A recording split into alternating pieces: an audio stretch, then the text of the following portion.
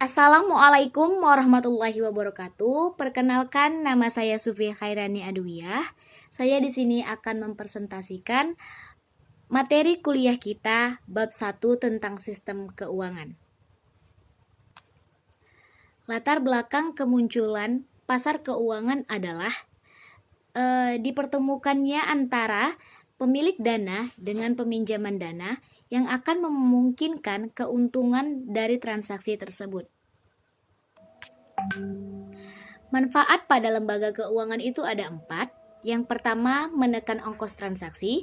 Yang kedua, mengurangi harga transaksi. Yang ketiga, memperlancar aliran dana. Dan yang terakhir, berujung pada pertumbuhan ekonomi. Namun, jika terjadi bila yang namanya informasi asistematis dan sifat jatuh tempo, maka akan menimbulkan resiko pada perilaku ekonomi, yaitu ancaman bagi fungsi intermediasi. Nah, gangguan pada fungsi intermediasi itu ada 2. Yang pertama, mengurangi sistem keuangan, dan yang kedua, mengurangi pertumbuhan ekonomi. Nah, jika terjadi kedua itu, maka kita akan membutuhkan yang namanya intervensi pemerintah dalam sistem keuangan melalui regulasi. Aliran dana dalam sistem keuangan itu ada 2. Yang pertama, perantara keuangan atau pembiayaan tidak langsung, dan yang kedua, pasar keuangan atau pembiayaan tidak langsung. Dan di masing-masing antara perentaraan keuangan dan pasar keuangan itu memiliki supplier dan demanders. Masing-masing semua itu memiliki peran. Ada 4 perannya. Yang pertama rumah tangga, dan yang kedua perusahaan, ketiga pemerintah, dan yang keempat asing. Aliran dana dalam sistem keuangan itu ada 2. Yang pertama pemilik dana, dan yang kedua peminjaman dana. Pemilik dana memiliki dana berlebih tetapi tidak memiliki kesempatan investasi yang menguntungkan. Tapi kalau peminjaman dana, dia memiliki dana untuk merealisasikan investasi atau konsumsi karena menganggap utilitas yang dilaksanakan itu saat ini lebih tinggi. Manfaat adanya aliran dana dalam sistem keuangan adalah untuk peningkatan pertumbuhan ekonomi serta kesejahteraan masyarakat. Struktur pasar keuangan memiliki 4 klasifikasi pasar keuangan.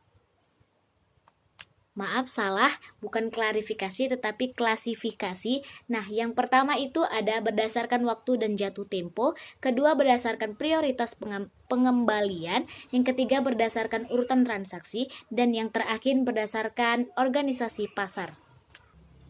Pasar keuangan berdasarkan waktu jatuh tempo instrumen yaitu ada 2. Yang pertama pasar keuangan dan yang kedua pasar modal. Di pasar keuangan, dialah yang mentransaksikan instrumen tersebut yang memiliki waktu jatuh tempo kurang dari 1 tahun. Contohnya itu commercial paper. Nah, yang kedua ada pasar modal. Di pasar modal, dialah yang mentransaksikan instrumen tersebut dalam waktu jatuh tempo lebih dari 1 tahun. Nah, contohnya itu ada corporate stock dan corporate bonds. Pasar keuangan berdasarkan prioritas pengembalian itu ada 2. Yang pertama pasar obligasi dan yang kedua pasar ekuitas. Pasar obligasi dialah yang pemegang surat-surat utang.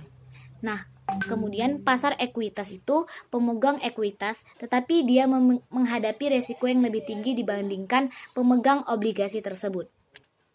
Pasar keuangan berdasarkan urutan transaksi itu ada 2. Yang pertama pasar primer dan yang kedua pasar sekunder. Pasar keuangan berdasarkan organisasi pasar.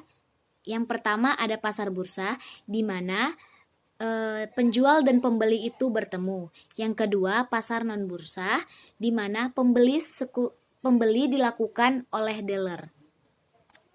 Informasi asistematis menciptakan ongkos transaksi keuangan. Ada 2. Yang pertama adverse selection atau pilihan merugikan. Yang kedua moral hazard atau bahaya moral.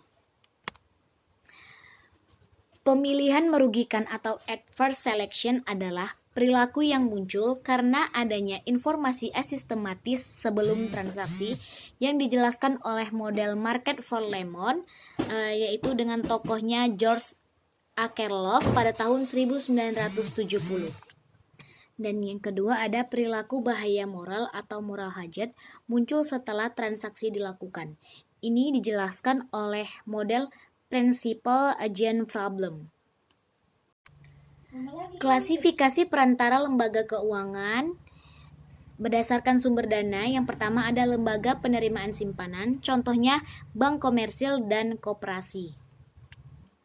Yang kedua ada Contractual Saving Institution, contohnya itu perusahaan asuransi jiwa, perusahaan asuransi kebakaran, kecelakaan, dan dana pensiun. Dan yang ketiga ada perantara investasi, dan contohnya itu perusahaan pendanaan yang menjual commercial paper, reksadana, serta pegadaian. Kemudian ada sistem keuangan global. Nah, bentuk-bentuknya itu peminjaman bank dan perusahaan kepada negara lain. Yang pertama itu ada obligasi asing, di mana instrumen untuk utang berfungsi internasional yang dijual perusahaan suatu negara ke negara lain dengan mata uang negara yang dituju. Nah, contohnya itu ada obligasi perusahaan, dan yang kedua ada Eurobond, dan yang ketiga ada Eurosensury. Maaf salah, eurosensurensi maksudnya. Regulasi sistem keuangan mengapa dan oleh siapa? Mengapa? Karena adanya resiko akibat asymmetric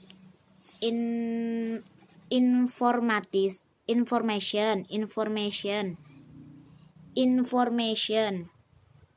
Nah, dilakukan oleh otoritas moneter atau bank sentral. Nah, kemudian bentuk regulasi sistem keuangan. Yang pertama ada menyediakan informasi kepada publik. Nah, ini bertujuan agar investor dapat mengambil keputusan dengan informasi yang cukup sehingga mengurangi risiko. Maka pemerintah di sini diwajibkan untuk menyediakan informasi kepada publik. Yang kedua, menjaga kesehatan atau soundness sistem keuangan. Yang ketiga ada meningkatkan kemampuan otoritas moneter atau bank sentral. Di sini mereka perlu memiliki keterkaitan kuat dengan lembaga-lembaga keuangan untuk menjaga kestabilisan sistem moneter. Contohnya itu melalui penetapan cadangan minimum bagi BLKL untuk mengendalikan jumlah uang beredar. Nah, yang terakhir ada menggairahkan kepemilikan rumah. Di sini merupakan kebijakan yang bersifat mikro dan bias kepada sektor tertentu. Ini kerap dilakukan oleh otoritas moneter di LDC atau Least Developed Countries. Dan yang terakhir dapat kita lihat di slide 31 terdapat istilah-istilah penting. Nah, salah satunya itu ada adverse selection, bank investasi, biaya transaksi, cadangan minimum, dealer, deviation, economic of sale, dan lain sebagainya. Di situ kita dapat lihat berbagai macam istilah-istilah penting yang ada dalam materi perkuliahan kita di bab 1 ini. Nah, cukup sekian presentasi dari saya. Maaf jika ada salah kata. Wassalamualaikum warahmatullahi wabarakatuh.